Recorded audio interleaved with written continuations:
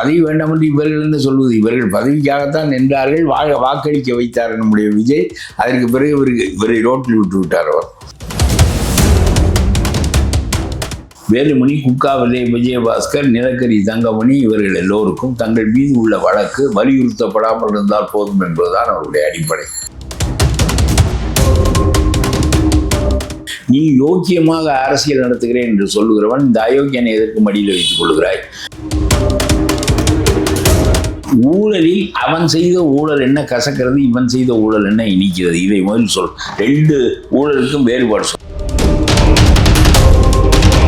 இதெல்லாம் விஜய் தான் சிந்திக்க வேண்டும். விஜய்க்கு அந்த அறிவு கூர்மை இல்லை. ஆகவே அவருக்கு பழைய காலத்து மனிதர்களைப் போல படிப்போ மற்றவையோ இல்லை. இருக்கிறவன் அப்படியே இருக்கிறான். ஆனால் இந்த ஓடுகாலிகள் எல்லாம் ஓடுகிறார்கள். ஓடுவதற்கு ஒரு காரணம் சொல்கிறார்கள். திமுகவோடு சேருவதற்கு இவர்கள் முயன்றார்கள். அவன் நான் பொறுக்கி தின்றேன், அவன் எனக்கு கொடுத்தான், ஆகவே 5 ஆண்டுகளுக்கு அவன் காலை நக்கி கொண்டு இருந்து விட்டேன், இப்பொழுது கரப்ஷன் என்று எனக்கு தெரிகிறது என்று நீ சொன்னால் என்னை அப்படி நெருக்கினார், இப்படி நெருக்கினால் வெளியே வா, மானம் உள்ளவன் தானே நீ. நெருக்கினார் என்றால் வெளியே வா. புதிய சிந்தனை நேயர்கள் அனைவருக்கும் வணக்கம். இன்னைக்கு நம்மளோட தமிழ்நாடு தன்னுரிமை கழக தலைவர் மற்றும் முன்னாள் எம்எல்ஏ பழக்கருப்பையா அவர் தான் நினைச்சிருக்காரு. நிகழ்ச்சிக்கு போகலாம். ஐயா வணக்கம். ஐயா எப்படியா இருக்கீங்க? இப்போ இந்த பரபரப்பா இந்த ஒவ்வொரு சனிக்கிழமையான முன்னாடி விஜய் அவர்கள், சிஎம் விஜய் அவர்கள் பிரச்சாரத்துக்கு போயிருந்தாரு. இப்போ ஒவ்வொரு சனிக்கிழமை ஆனால் எல்லாருமே, அதாவது முன்னாள் இந்நாள் தாவேக்காக்கு இணையறதுக்கு எல்லாருமே இந்த பனையூருக்கு போறாங்க. பனையூர் ரொம்ப பரபரப்பா காணப்படுதுன்னு சொல்லிட்டு இப்ப நியூஸ் சேனல்ல பேசப்பட்டு இருக்கு. இதை பத்தி நீங்க என்ன சொல்லணும்னு நினைக்கிறீங்க? இல்ல, ஆகாத கழிவுகள் எல்லாம் இடம் விட்டு இடம் மாறும். அதனால என்ன ஆகிவிட்டது என்று கேட்கிறேன். ஒரு மனிதனுக்கு ஒரு கட்சியில் இருப்பதற்கு ஒரு காரணம் இருக்க வேண்டும், ஒரு பிடிப்பு இருக்க வேண்டும். பிறகு அந்த கட்சி எந்த வகையில் நிலை இழந்து விட்டது என்பதை பற்றி ஒரு தெளிவு இருக்க வேண்டும். தோல்வி காரணமாக இடம் மாறுவது என்று சொன்னால் ஜெயலலிதா அடையவில்லையா அந்த தோல்வியை? எம்ஜிஆர் தான் அடையவில்லையே தவிர மற்ற எல்லாரும் பல காலம் அடைந்திருக்கிறார்கள். 14 ஆண்டுகள் கருணாநிதி ஆட்சி வட்டத்திற்கு வெளியே இருந்தார். ராமன் வனவாசம் போனது போல 14 ஆண்டுகள் வெளியே இருந்துவிட்டு பிறகு மீண்டும் ஆட்சிக்கு வர முடியும் என்று கருதினார். ஒரு கட்டத்தில் திண்டுக்கல் தேர்தலில் 3வது இடத்துக்கு வந்து விட்டார் கருணாநிதி. அதற்கு பிறகும் அந்த கட்சி இருக்கிறது. நான் சொல்கிறேன், ஒவ்வொரு வெற்றியிலும் ஒவ்வொரு தோல்வியிலும் இடம் மாறுவது என்று முடிவு செய்தால் நீங்கள் எங்கேதான் போய் நிற்பீர்கள்?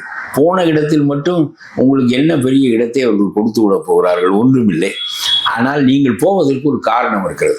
ஏன் நீங்கள் அயோக்கியர்கள் என்று நாங்கள் கருதுகிறோம் என்றால், விஜயபாஸ்கர், குக்கா விஜயபாஸ்கர், கல்குவாரி விஜயபாஸ்கர், அவர் பஸ் ஸ்டாண்ட் போட்டு விஜயபாஸ்கர், நிலக்கரி தங்கமணி, இப்படி வேலுமணி அடிக்காத கொள்ளை செந்தில் பாலாஜிக்கு நிகராக அதிமுகவில் அடித்தவர் நம்முடைய வேலுமணி தான்.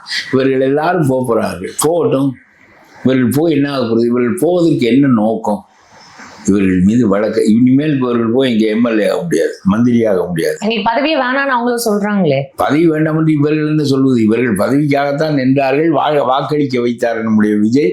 அதற்கு பிறகு இவரை ரோட்டில் விட்டு விட்டார். அவர் அப்போ அதில் இது வேற, நான் சாப்பிடவில்லையேன்னா இடையில உட்கார்ந்தவொடனே எழுப்பி விட்டு விட்டார்கள். அப்புறம் நான் சாப்பிடவில்லையே என்று சொன்னால், நீ 25 பேரும் பதவி தருவார் என்று தயாராக நின்றீர்களே, அவர் கொடுப்பாரோ மாட்டாரோ என்ற ஐயம் உங்களுக்கு இருந்தது. லாட்டரி சீட்டு பெண்மணியினுடைய பணம் உங்கள் கட்சியில் 25 பேரை திரட்டுவதற்கு பயன்பட்டது. பிறகு ஏனென்றால் 5 பேர் மந்திரியாவீர்கள், மற்றவர்களுக்கெல்லாம் என்ன பயன் என்று கேட்டபோது உங்களுக்கெல்லாம் செலவு செய்த பணத்தை தருகிறேன், மேற்கொண்டு தருகிறேன் என்று சொல்லி மாமியாரும் மருமகனும் திட்டம் போட்டு, லாட்டரி சீட்டு மாமியார் ஏடிஎம்கே, லாட்டரி சீட்டு மருமகன் மந்திரி, 2 பேரும் திட்டம் போட்டு ஆட்களை கலைத்தார்கள், 25 பேரை சேர்த்தார்கள். இது நம்பிக்கை வரவில்லை. இதற்கு போய் விஜய் அவர்களை நேரில் சந்தித்து கைகுலுக்கி அவர்களுக்கு பீதாம்பரங்கள் அணிவித்து மறுநாள் ஓட்டு போட வைத்து நம்பிக்கை வாக்கை பெற்றுவிட்டு பிறகு ரோட்டில் விட்டு விட்டார். இதுதான் ஒரு முதலமைச்சருக்கு அழகா? சரி, நீங்க இப்படி சொல்றீங்க. விஜயபாஸ்கரும் எம்ஆர் விஜயபாஸ்கரும் அந்த இணைப்பு விழால தாவேக்காவோட கட்சி துண்ட போட்டு, இது ஒரு முதலமைச்சருடைய நம்பகத்தன்மைக்கு அழகா? இதை முதல்ல முடிவு செய்ய, அப்புறம் அடுத்த கட்டத்துக்கு போவோம். அதாவது அவர்கள் அயோக்கியர்கள். அவர்கள் இடம் மாறுவதற்கு காரணம் அவர்கள் மீது உள்ள வழக்கு. குட்கா விஜயபாஸ்கருக்கு இனிமேல் மந்திரி பதவி வரப்போவதில்லை. ஆனாலும் வேலுமணி, குட்கா விஜயபாஸ்கர், நிலக்கரி தங்கமணி இவர்கள் எல்லோருக்கும் தங்கள் மீது உள்ள வழக்கு வலியுறுத்தப்படாமல் இருந்தால் போதும் என்பதுதான் அவருடைய அடிப்படை. ஆகவே நான் கேட்கிறேன், உன்னோடு சேர்ந்தவர்களெல்லாம் கங்கையில் குளித்து மூழ்கி பாவங்களை போக்கிவிட்டு தூய்மை அடைந்து விட்டார்களா என்று கேட்கிறேன். என்னோட கட்சிக்கு வந்தா என்னோட பிரின்சிபல்ஸ் தான் ஃபாலோ பண்ணணும், அதுக்கு அக்செப்ட் பண்ணி தான் நீங்க எல்லாரும் என்னோட கட்சிக்கு வரணும்ன்ற மாதிரி. இவருக்கு என்ன பிரின்சிபல் இருக்கு? அவன் வர்றது இவருடைய பிரின்சிபல். யாருக்கும் பிரின்சிபலும் கிடையாது, ஒன்றும் கிடையாது.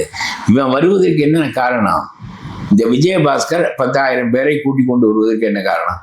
அவன் ஒரு 300 ரூபாய் கொடுத்து, ஒரு பிரியாணி பொட்டலம் கொடுத்து, ஒரு குவார்டர் கொடுத்து, நான் போடுகிற துண்டை போட்டுக்கொள், நான் அணிவிக்கிற துண்டை போட்டுக்கொள் என்றால் அவன் போட்டுக்கொள்கிறான். மறுநாள் வேறு துண்டை அவனுக்கு போத்தினால் அவன் இன்னொரு கூட்டத்திற்கும் அதுபோல் போவான்.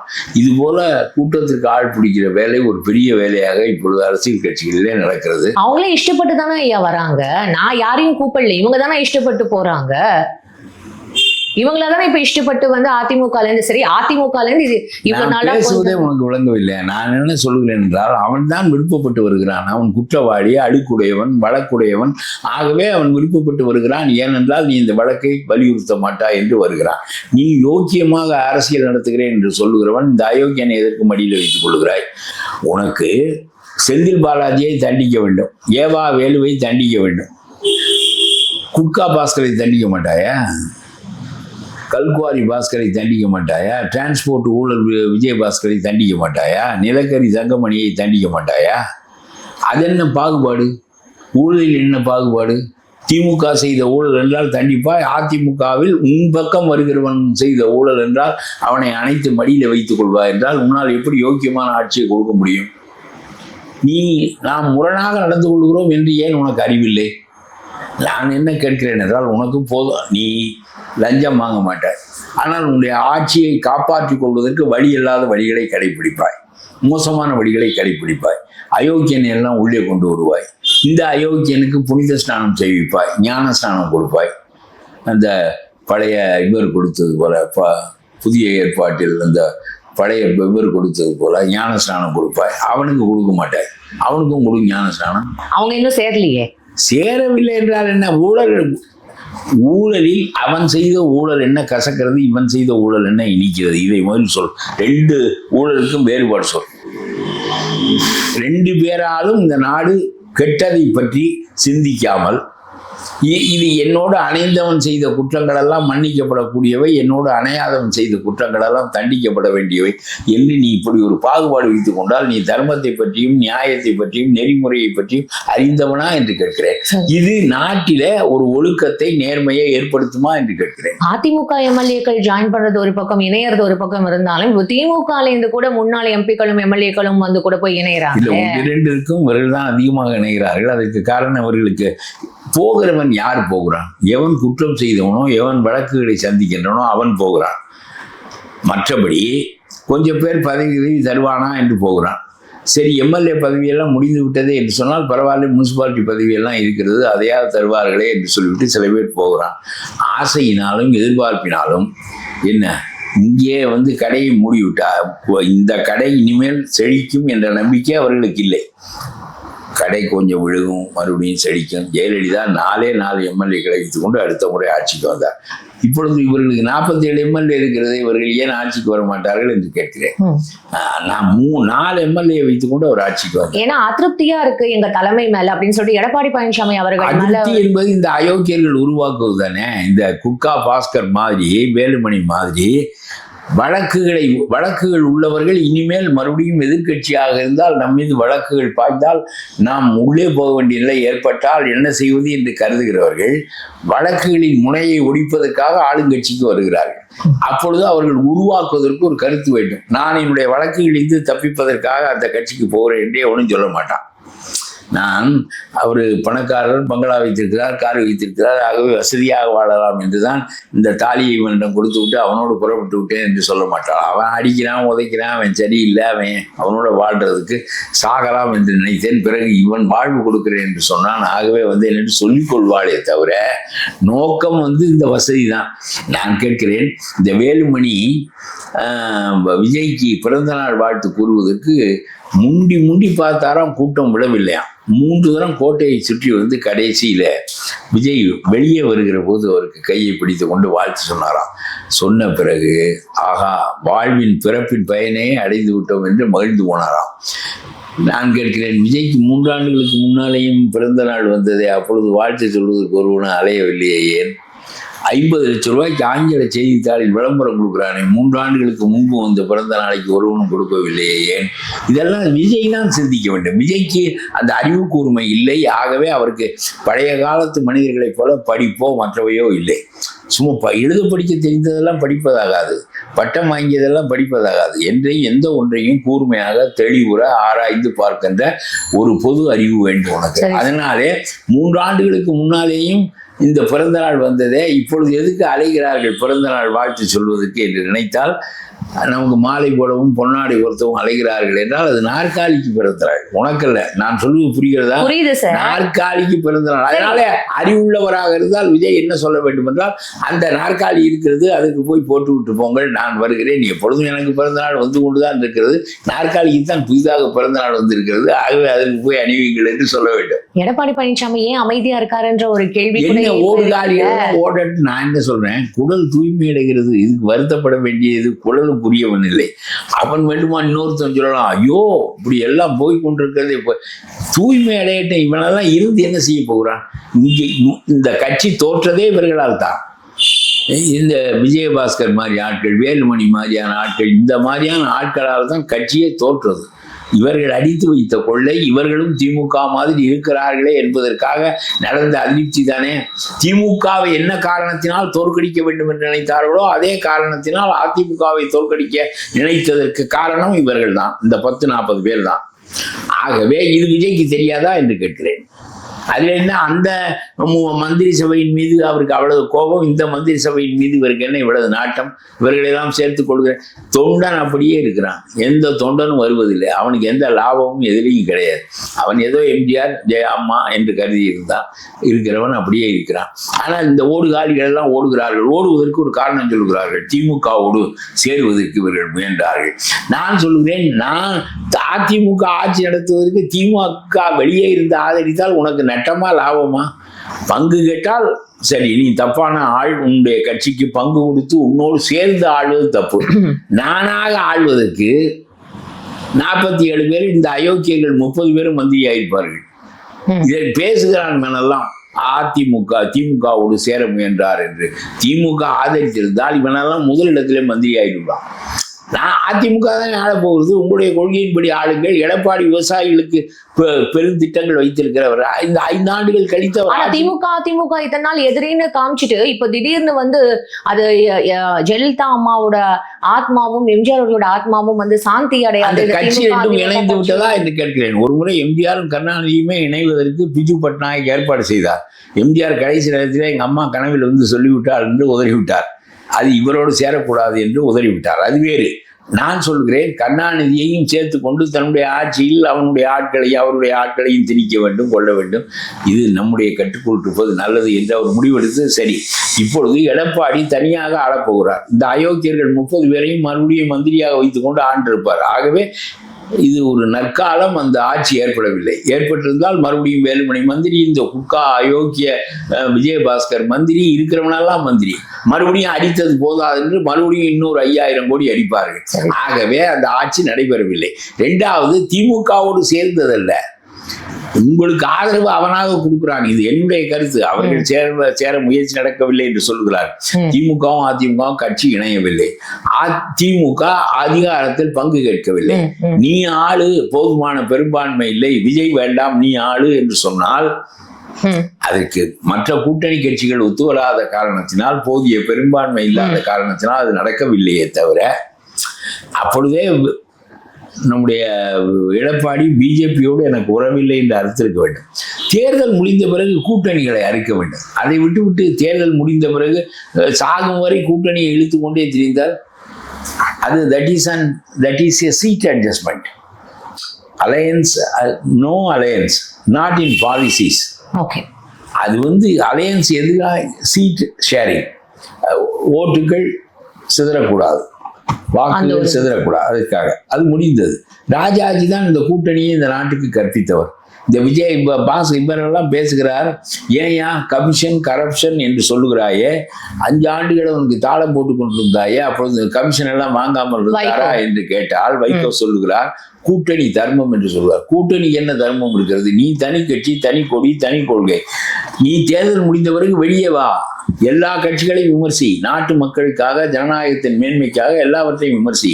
அப்புறம் வாயையும் குண்டியையும் மூடிக்கொண்டிருந்து விட்டு இப்பொழுது கமிஷன் கரப்ஷன் என்று சொல்வதில் என்ன நியாயம்? கூட்டணியில இருந்து அது மாதிரி பேச முடியாதுன்றது யார் சொன்னா? கூட்டணி தர்மத்தை உங்களுக்கு போய் தவிர ராஜாஜி தான் 3 ஆண்டுகளில் 3 மாதத்தில் வெளியே my honeymoon with Anna is over என்று சொல்லிவிட்டு அவர் விமர்சிக்க தொடங்கினார். கூட்டணி தர்மம் என்று காலமெல்லாம் கட்டி கொண்டிருக்கிறாய், உனக்கு சிறுத்தை கொடுக்குறான், அதனால கட்டி கொண்டிருக்கிறாய் என்று நான் சொல்கிறேன். அவரோட கட்சியில இருக்கிற 2 எம்எல்ஏக்கள் கூட தான் திமுகல போயிருக்காங்க. நான் ஒன்று பேசினால் இப்ப நான் என்ன பேசிக் கொண்டிருக்கிறேன் என்றால், கூட்டணி தர்மம் என்று நிலையாக ஒன்று கிடையாது. தனி கட்சி வைத்திருக்க, நான் சொல்லுவதை கேளு, தனி கட்சி வைத்திருக்கிறாய், தனி கொடி வைத்திருக்கிறாய், தனி கொள்கை வைத்திருக்கிறாய். உனக்கு வாக்குகள் சிதறக்கூடாது என்பதற்காக ஒரு பொது எதிரியை நிர்ணயித்துக் கொண்டு நீங்கள் இடங்களை பகிர்ந்து கொள்கிறீர்கள். தேர்தல் முடிந்து விட்டது. அவரவர் கட்சி வேலையை அவரவர் செய்யுங்கள், ஆளுங்கட்சியும் சேர்த்து விமர்சியுங்கள், நீங்கள் வளர்வதற்கு முயலுங்கள். அதை விட்டுவிட்டு அவனோடு நான் தேர்தலில் இடப்பங்கீடு செய்து கொண்ட காரணத்தினால் வாழ்நாள் எல்லாம் அவனோடு இருப்பேன் என்றால் உனக்கு அவன் வசதி செய்து கொண்டிருந்தான். எல்லாரும் வாயை பிளந்து கொண்டிருந்தீர்கள். கம்யூனிஸ்டுக்கு 25 கோடி, திருமாவளவன் சொல்லுகிறார் எனக்கு மட்டுமா கொடுத்தார்கள், எல்லாருக்கும் தானே கொடுத்தார்கள் என்று அவர் ஒரு முறை சொன்னார். ஆகவே உங்கள் எல்லோருக்கும் கொடுத்தார்கள், ஆகவே நீங்கள் அங்கே இருக்கிறீர்கள். அதை தவிர கூட்டணிக்கு ஒரு தர்மம் என்று உலகத்தில் எந்த மேக்கிவெல்லியினுடைய நூலிலும் இல்லை, எந்த சாணக்கியனுடைய நூலிலும் இல்லை. That is only a seat adjustment. You come out, you lead your own party, you implement your own policies. அதுதான் நியாயமே தவிர அதை விட்டு அவன் நான் பொறுக்கி தின்றேன், அவன் எனக்கு கொடுத்தான், ஆகவே 5 ஆண்டுகளுக்கு அவன் காலை நக்கி கொண்டு இருந்து விட்டேன், இப்பொழுது கரப்ஷன் என்று எனக்கு தெரிகிறது என்று நீ சொன்னால் இதெல்லாம் அறிவில்லாத மக்களை அறிவில்லாமல் ஆக்குவதற்கான முயற்சியை தவிர. சார், அவருக்கு அவரோட கட்சி சின்னத்துல நிக்கலன்ற ஒரு வருத்தம் இருக்கிறதாவும் வேறங்க. எப்படின்னா அதையும் முதல்ல சொல்லி தொலைக்க வேண்டியதானே. ஒரு தீப்பெட்டி சின்னம் கொடுத்த போது அதிலேயும் நின்று தொலைக்கவில்லை, நீ அதையும் நீ உதயசூரியனாக மாற்றி கொண்டாயே. சரி, 4 இடம், அதுல ஒரு இடத்துல தீப்பெட்டி கொடுத்தார், தீப்பெட்டியில் நிற்க வேண்டியதானே. தீப்பெட்டி பழக்கம் இல்லை, அந்த எம்எல்ஏ சீட்டை அடிபட்டு விடும் என்று உதயசூரியனில் நின்று விட்டு இப்பொழுது என்னை அப்படி நெருக்கினார், இப்படி நெருக்கினால் வெளியே வா, மானம் உள்ளவன் தானே நீ. நெருக்கினார் என்றால் வெளியே வா. அதான் இப்ப வெளில வந்துட்டாரு சார். எப்போ வெளியே வருவது? இது என்ன நீ இந்த ஒண்ணு மாதிரி ஆங்கர்களே இப்படி பேசினாலும் அப்புறம் என்ன வளர்ச்சி? இல்ல சார், எங்களுக்கு புரியுது சார். இப்படி இருக்கும்போது நீங்க குழந்தையோட போய் இவர் குழந்தை மாதிரி இப்பதான் புதுசா வந்திருக்காரு, இவரோட போய் நீங்க கூட்டணி வச்சிருக்கீங்களே அப்படின்னும் போது அப்ப கூட அவர் சொன்னாரே சார், விஜய் ஒன்னும் நீங்க நினைக்கிற மாதிரி குழந்தை கிடையாது, அவர் ரொம்ப தெளிவான ஒரு சிந்தனையாளர் அப்படின்னு. அந்த பாரு, ஜால்ரா ஒன்று நிலையாக வைத்திருக்கிறார்கள், அங்கே அடித்த ஜால்ராவை இங்கே அடிக்கிறார். இவர்கள் எந்த காலத்திலும் தனியாக ஒரு திமுகவுக்கு மாற்று கட்சியாக வெளியே புறப்பட்ட ஒருவர், திமுகவை சரிபாதியாக பிளந்து கொண்டு போன ஒருவர், ஈழத்தமிழர்களுக்கு கருணாநிதி இசைவாக இல்லை என்கின்ற பெரிய குற்றச்சாட்டை வைத்துவிட்டு பிரபாகரனோடு நெருக்கம் பாராட்டி வெளியே வந்த ஒருவர் இன்றைக்கு அவர் ஒழிந்து போயிருக்கிறார். என்ன காரணம்? நாம் செய்த தவறுகள். அவரே சொல்லுகிறார், நான் 1000 தவறுகள் செய்தேன் என்று. மறுபடியும் எதற்கு இந்த பேச்சை பேசுகிறாய்? நான் என்ன சொல்கிறேன், நீ இந்த கருத்து மாற வேண்டும். கூட்டணியாக இருந்தால் தேர்தலோடு கூட்டணி முடிந்தது என்று இன்றைக்கு உனக்கு பேச தெரியவில்லையே. அவன் செஞ்ச தப்புகளுக்கெல்லாம் மாரடித்தா இப்பொழுது இவன் செய்கிற தப்புகளுக்கெல்லாம் மாரடிக்க இங்கே வந்திருக்கிறாய். இப்பொழுது இவர் குட்கா பாஸ்கரை சேர்த்துக் கொள்வார். ஆகா, புனித யோவான் குட்கா பாஸ்கர் இங்கே வந்து விட்டார், கட்சி வலிமை பெற்று விட்டது என்று பேசுவாய். ஆனால் அவன் அதிமுகவில் இருந்தாலும் திமுகவில் இருந்தாலும் ஊழல் என்று பேசுவாய். இது என்ன பேச்சு என்று கேட்கிறேன். நான் என்ன சொல்கிறேன் என்றால், அங்கே அடித்த ஜால்ராவை இங்கே அடிப்பதற்கு எதற்கு இடம் மாறுகிறாய் என்று கேட்கிறேன். நீ எந்த சொந்த கொள்கையும் பேச போவதில்லை, உன்னோடு எந்த எம்எல்ஏயும் இல்லை, உனக்கு ஒரு வலிமையும் இல்லை.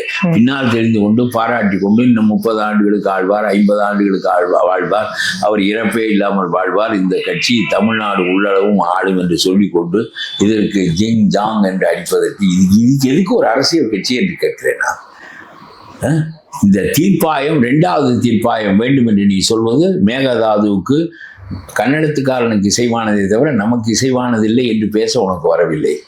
இந்த குக்கா பாஸ்கர் மாதிரி அயோக்கியனை வைத்துக் கொண்டு எப்படி யோக்கியமான ஆட்சி நடத்துவாய் என்று கேட்பதற்கான சக்தி உங்களுக்கு இல்லை, திருமாவளவனுக்கு இல்லை, உனக்கு இல்லை. அங்கே வாயை மூடிக்கொண்டிருந்தீர்கள். You were silent spectators to the ruling party. You are always critics to the other parties. இது என்ன அரசியல்? இது என்ன முட்டாள்தனமான அரசியல்? இவங்க தொடர்ந்து பண்ணிட்டு இருக்காங்க. இதை தொடர்ந்து செய்வதற்கு உங்களுக்கு எல்லாம் எதற்கு? why do you need a separate flag, separate policies, separate party, separate name, separate identity? இது என்ன அசிங்கமாக இருக்குது. என்னை போல ஒரு கருத்தை சொல்லிக் கொண்டிருக்கோம், என்னோடு 10 பேர் இருக்கிறான், இருக்கட்டும் என்று நான் பாட்டுக்கு பேசாமல் இந்த வேலையை செய்து கொண்டிருக்கிறேன். Let us educate the people. That is also a service to the people.